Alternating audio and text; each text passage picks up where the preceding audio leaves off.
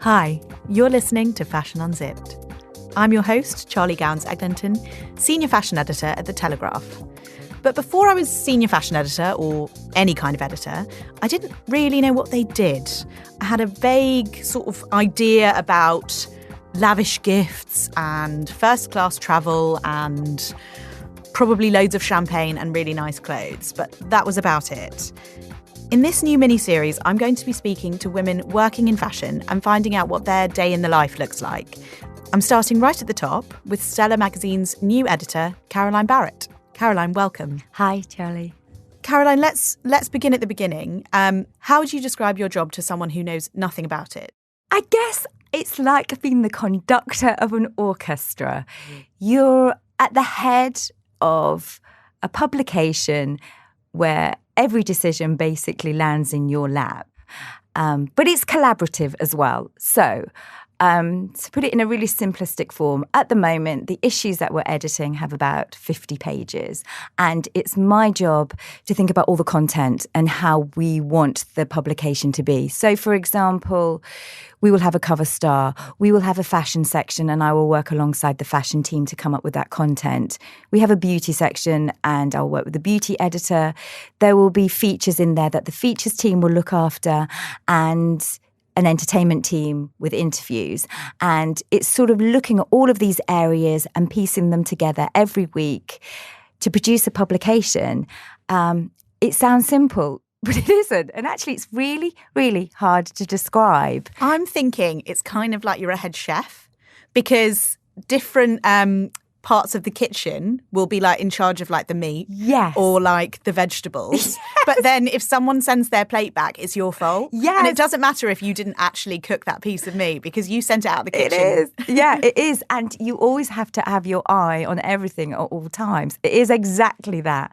But then there's another part of the job that involves you being out of the office and meeting people, meeting publicists, meeting writers, so that you're constantly evolving the product as well. So it's sort of like a double job in a way, that you've got a desk job and then you've got an outside the office job as well.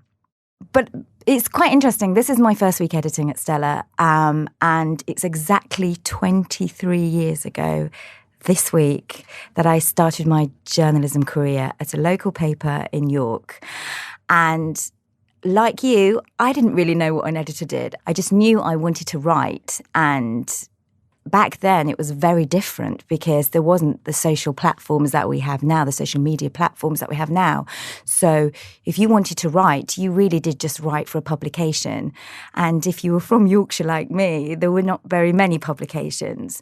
So for me, starting out, it was just a case of having a passion to write. And then over the years, I've developed different skill sets that obviously have led me to this editorship. But it's been a long journey and lots of different publications and lots of amazing things that I've done, yeah.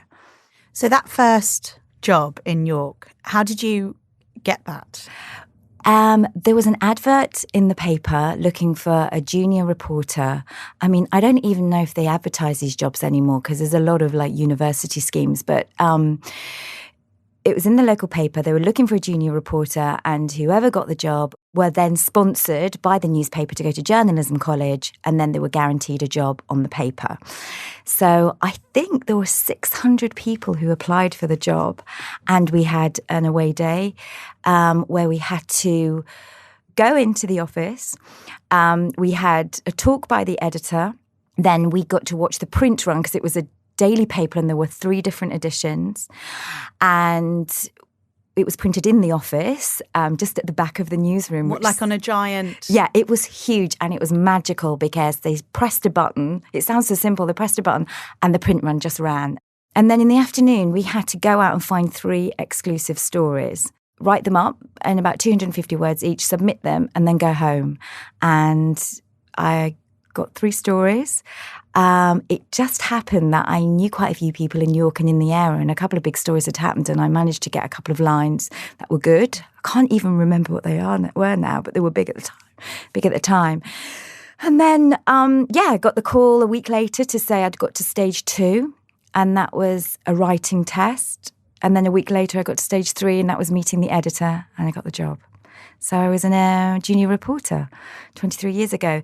And I worked for 6 months, just basically on the newsroom, doing very small jobs. I remember a nib in a newspaper, just looking at it for ages when I got my first piece of writing in. I think it was 50 words, and it was tiny, and I just couldn't believe that I had this something in a newspaper.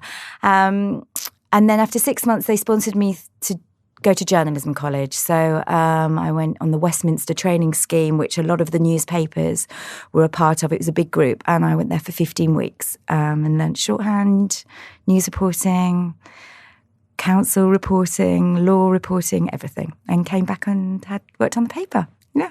And how did you get from that point A to this? To London. Massive point B.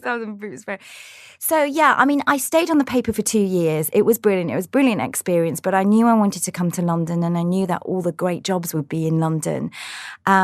So I shifted, basically. I worked on the celebrity desk at Teletext. People don't know Teletext. It was everyone booked their holidays on Teletext, but also they had a great editorial team, and they had a lot of, I guess it's like Instagram of its day in a way that you just clicked on the telly. There wasn't that much else to watch, though, because there weren't very many channels. So you just found yourself watching Teletext. Watch Teletext and reading interviews. And every celebrity gave an interview to Teletext because it wasn't really challenging. And I got, my contacts book was literally just full because I got, in a very short period of time, I met so many people. And I was on the features entertainment desk. And the difference between the features entertainment desk and the news was that a news was 1 paragraph and a feature was 3 paragraphs, which sounds bonkers. So I went and shifted at Teletext for about a year and built up my contacts. And from there, I then went and shifted at the Mirror Group and literally just worked all the hours. I mean, 14, 15, 16 hours a day. It was set up so that they offered so many shifts and you had to just prove yourself. It was around the time that Big Brother was sort of launching, I remember. And so I did a lot of Big Brother stories. I was news. I covered the war in Iraq. I did court cases, everything. But it was a wonderful experience. I met brilliant people. And I think I shifted for 6 months, and at the end I got offered a staff job, which is basically brilliant for me because it was just a little bit more reassurance and just I had a job, a title. I was a features writer. And then from there, I went to Closer Magazine and was the news editor, and that was a brilliant experience as well. I guess that was my first experience of magazines. And yeah, they were very different to newspapers because a newspaper is very quick, very fast, magazines slightly slower and maybe a little bit more glamorous. From Closer Magazine, I then had a sort of a little bit of a career change. I was the publicist for the Osborne family, Elton John, Gordon Ramsay. And I did that for 2 years, and that was pretty amazing. And that was quite glamorous as well. It was a good experience to see how PR works, but I really missed writing and I missed the creative process. And so... but those are some pretty amazing people, but also not exactly kind of low-key, no-fuss people. No, it's quite a lot of crisis management because they're all doing major things. And Sharon was on X Factor at the time. Kelly was in Chicago. Jack was doing a TV series. Ozzy was on tour. I also ghostwrote Kelly's book for her at the same time. So it was a bit bonkers. But it was a brilliant experience, and they were fascinating people who actually were very generous with their time with me and lovely to work with. But you do see it from both sides, and now I do have a real understanding of what it must be like for a publicist who's, coming to us with one of their clients who they want on the magazine, because it isn't just as simple as getting an email going, do you want to put this person on the cover or do you want to put this person in the magazine? There's a massive process of making sure that their client is happy, but at the same time delivering the right content for the publication, organising the shoots. So it was, looking back now, I wouldn't say I particularly loved being a publicist, but it was invaluable experience, which I really do still think about a lot today, it's quite a long, it's about 10 years ago now. So yeah. And then from there I went to Gowans-Eglinton magazine 10 years ago, and I was assistant editor overseeing news, and then I became deputy editor, and for a little while I also edited, which brings me to Stella. Here I am. Here you are. Here I am, yeah. And so the role of an editor. Starting with something, say, like the cover, Yes. which is the first thing someone sees, how would you begin deciding who you want on the cover? So obviously we were always in the back of our mind, what does the Stella woman want? What does the Stella woman want to read about? And there are lots of things that influence us. We're a magazine that looks at fashion, we look at beauty, we look at, big talking points, and we also look at celebrity. And so we have a flat plan at the moment on my computer. I have a flat plan that goes right through to February, and there are cover slots that are already filled, and some of them are influenced by the time of the year. So September is a big fashion season, so we will always have a fashion cover. Then there are entertainment events coming up. So obviously Strictly's coming on TV. We'll have a Strictly cover. There'll be an entertainment issue at Christmas, so we will be thinking about the entertainment cover. So it's a mixture, really. It's a mixture of what's happening in the news and what we think are big talking points. And then when you look at a magazine cover, I don't think, until I worked in magazines, I didn't realise how much thought went into those headlines that you see on the cover. Because you kind of just think someone's just pulled out, okay, here's like 6 great stories, and we'll just tell people what they are. Yeah. No, an awful lot of, a lot of thought goes into the cover. It's probably the biggest part of my job is thinking about the cover. Because one, you want it to look great. And also you want to get the right message across. And I'm very conscious of the fact that you don't want to talk in cliches on the cover. You want to talk in a real language that people will be able to relate to. So cover lines, I will maybe write for one issue. I did the cover lines yesterday. I think I wrote 10 lines for one story and went back, looked at it again and narrowed it down to one. And that was just for one story. Then I go and look at another story I want to put on and write the same number of lines and cut back. And also it's about the mix. So you don't want a cover that is just about beauty or just about fashion, unless obviously it's a big fashion issue. So, you've got your cover star, and then you might have a fashion line, a beauty line, a talking point. So you have to really think about the mix and how they all complement each other. And I do think actually being an editor, a big part of the job is looking at the magazine on the whole and making sure that the mix is good and that you don't have too much of the same thing. Yeah.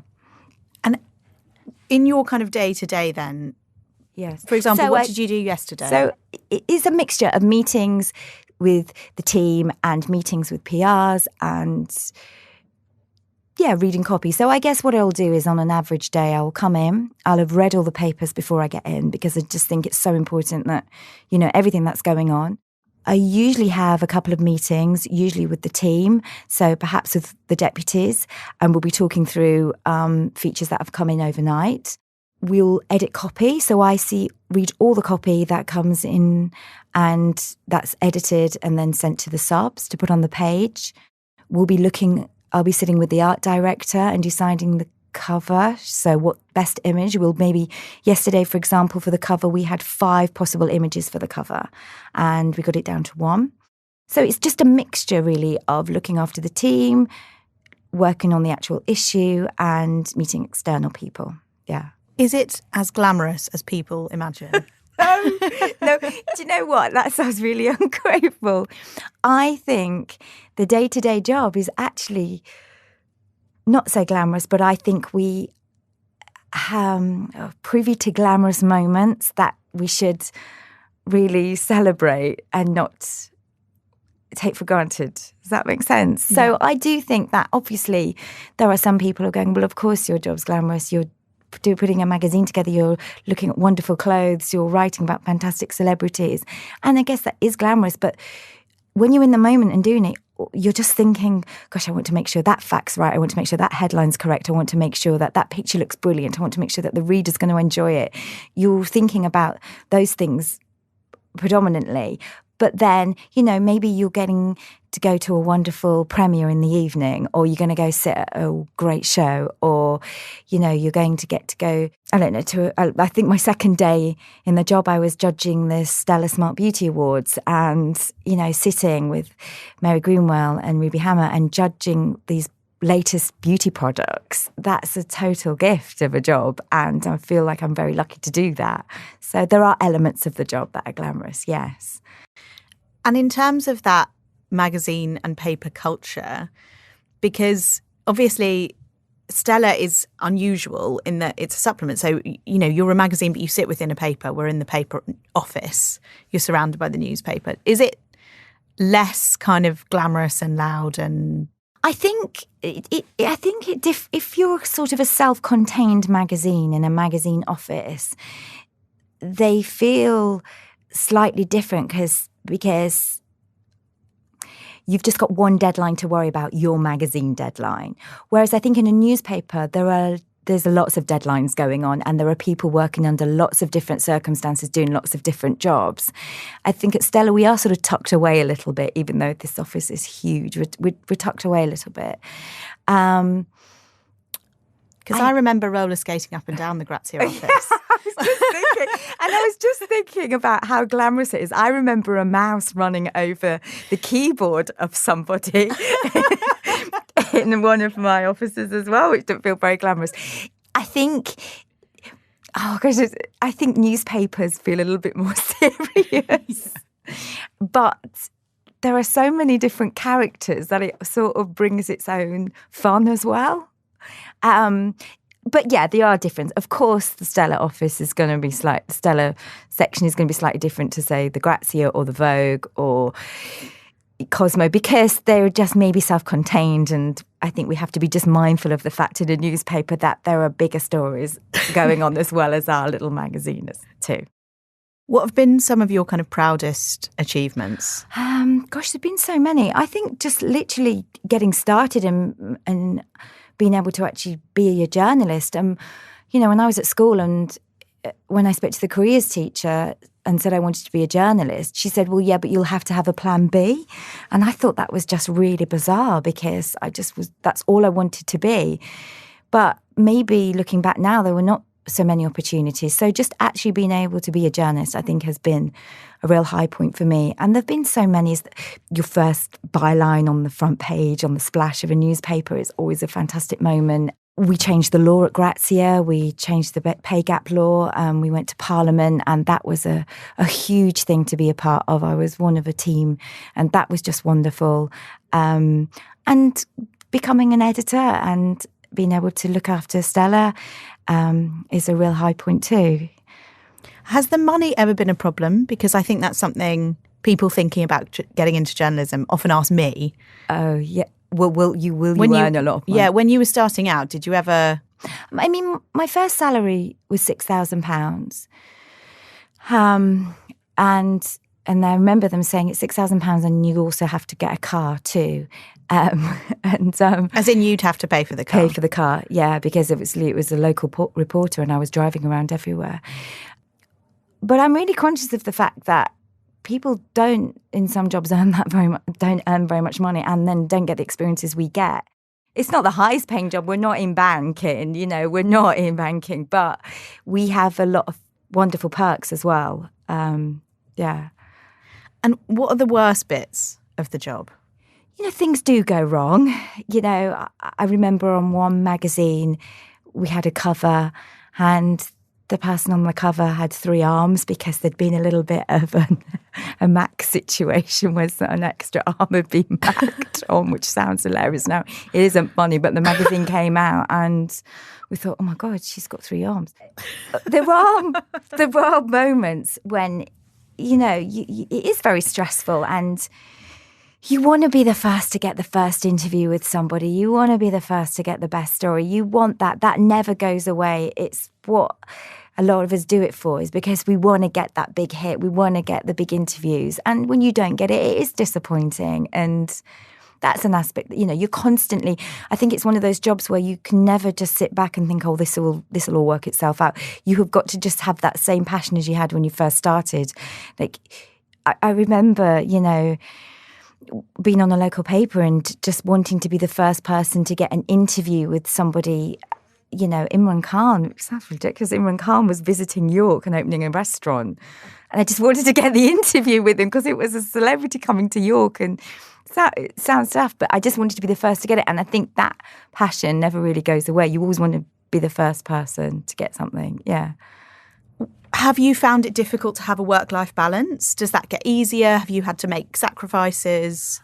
I have to be really honest. I think the younger journalists now are way better at saying, you know what, I'm going to go home now. Obviously, they're not walking out of their desks and not doing their jobs, but they have a better grasp of a work-life balance. I think when I started out, there was a culture where everybody just worked and worked and worked and worked, and no one actually said, look, maybe you should go home now.